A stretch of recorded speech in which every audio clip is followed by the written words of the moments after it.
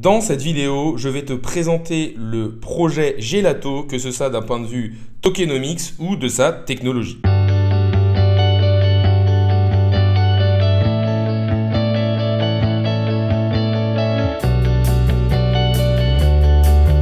Salut à tous, c'est Inspecteur Crypto, bienvenue dans la vidéo du jour qui va parler d'un nouveau projet. Ce projet, c'est le projet Gelato, qui est un projet extrêmement technique qui est connu par très peu de personnes.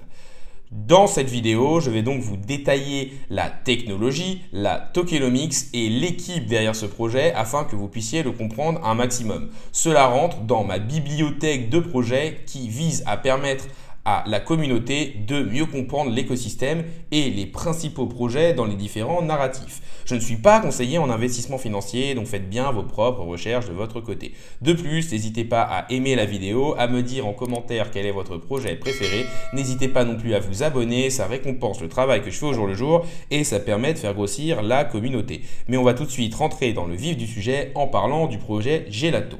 Gelato, c'est un projet qui va créer des robots de déclenchement qui permettent d'activer les contrats intelligents de manière décentralisée. Si vous voulez, un contrat intelligent, ça va être du code informatique qui va permettre de réaliser certaines tâches.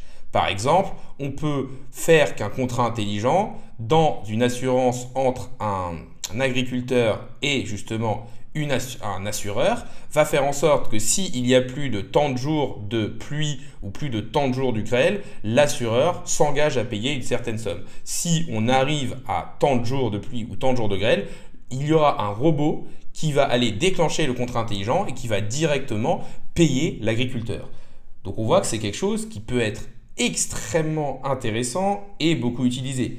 Dans l'utilisation actuelle qu'on en fait dans le Web3, c'est par exemple la liquidation des comptes qui n'ont plus assez de collatéral au niveau de la DeFi ou par exemple réinvestir ses gains de staking automatiquement pour maximiser son rendement. C'est vrai qu'avant, vous deviez tous les jours aller claimer vos gains de staking puis les remettre en staking. Ça vous faisait 2 fois des frais de transaction et en plus, c'était extrêmement énergivore. Maintenant, avec les contrats intelligents, vous pouvez le faire quasiment automatiquement par la plateforme qui va utiliser justement des robots de déclenchement. C'est donc quelque chose qui est indispensable à l'adoption de masse de la finance décentralisée et à l'automatisation des tâches. En effet, on trouve déjà que tout ce qui est blockchain et finance décentralisée est assez compliqué d'utilisation. Alors si en plus vous avez énormément de tâches répétitives, ça va être très compliqué pour les nouveaux investisseurs ou les nouvelles personnes de s'y retrouver. Si vous devez, pour augmenter vos gains, aller tous les jours claimer vos récompenses de staking et les réinvestir, voilà, même pour les développeurs, si vous devez tous les jours avoir une personne qui va aller vérifier les liquidations, c'est quelque chose quand même d'assez compliqué. Donc en fait, eux, ils vont créer des robots qui vont activer les contrats intelligents qui restent passifs avant leur appel. C'est donc un projet d'infrastructure Web3 de l'ombre qui est principalement utilisé par tout ce qui est la finance décentralisée. Ils permettent d'éviter de faire des tâches répétitives et longues pour que l'utilisateur ne voit rien. Ils sont dans ce qu'on appelle le back-end.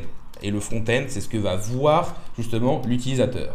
C'est donc un réseau qui décentralise la gestion du back-end pour les développeurs d'IAP ou d'applications décentralisées, c'est-à-dire toutes les fonctionnalités qui permettent le bon fonctionnement de l'application ou du service décentralisé.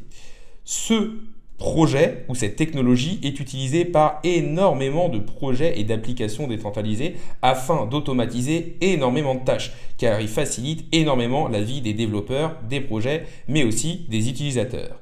Ils mettent à disposition des robots ou des bots et les kits de développement pour automatiser les tâches. Leur principal produit est Automate, qui est un marché de bots décentralisés. Les bots vont être hébergés par ce qu'on appelle des opérateurs qui se chargent de les faire tourner. Ils sont multi-chain et compatibles avec l'Ethereum Virtual Machine, ce qui est quand même très important parce que l'environnement Ethereum est quand même celui où il y a le plus de développeurs et d'applications décentralisées. Le projet va fournir aussi un réseau qui va gérer le paiement des frais de gaz des transactions. C'est ce qu'on appelle le Gelato Relay Service. En effet, c'est tout simplement le fait que si vous n'avez que des USDT sur votre compte, vous allez pouvoir payer les frais de transaction avec ces USDT. Plus exactement, c'est le service de Gelato qui va prendre une partie de vos USDT, les convertir dans la monnaie pour payer les frais de transaction et ensuite payer ces frais de transaction pour vous. Cela va donc simplifier l'utilisation des wallets décentralisés comme MetaMask ou Rabby pour les différents utilisateurs. Ils sont dans leur niche et n'ont pas de réelle concurrence. Si l'on rajoute à ça leur forte utilité et leur forte utilisation, ce projet devrait profiter de l'adoption future du Web3. Si on regarde un peu plus la tokenomics, c'est-à-dire l'économie interne du projet ou de son jeton, il faut déjà regarder l'utilisation du token. Le token sert pour payer tout ce qui est création de bots via le staking et aussi pour la gouvernance. On est actuellement aux alentours des 30% des jetons GEL en circulation avec une offre totale de 420 millions de gelato. Ce qu'il faut regarder, c'est qu'au niveau de l'allocation initiale, on a 50% pour le déploiement de la communauté. Donc, 4% pour une public sale, 21% pour des investisseurs privés et on va dire 25% pour la team et la fondation. Donc ce qui peut choquer, c'est qu'on a quand même déjà quasiment la moitié des jetons qui sont pour la team et les investisseurs privés et 4% seulement pour tout ce qui va être la communauté. Après, quand il parle du community deployment, moi je pense que c'est plus essayer d'attirer des personnes en faisant des incentives, peut-être récompenser un peu la communauté, mais on va dire que c'est quand même très orienté VC et team. Si l'on regarde les prix d'acquisition des early investors, on peut voir que la private, la venture et la public sale sont aux alentours des 29 centimes, les builder round aux alentours des 12 centimes et la seed round aux alentours des 2 centimes. On voit donc qu'il n'y a pas d'énormes gains par rapport au risque qui a été pris par ces investisseurs. Si on regarde la libération du token, on va dire que c'est assez différent de ce qu'on a vu. C'est-à-dire qu'au début, on a une inflation qui est très faible et après, on a littéralement une explosion du nombre de tokens à 2 reprises. Donc en fait, il faut simplement surveiller ces périodes de unlock afin d'investir au bon moment parce que lors de ce moment-là, vous allez avoir une énorme libération de tokens.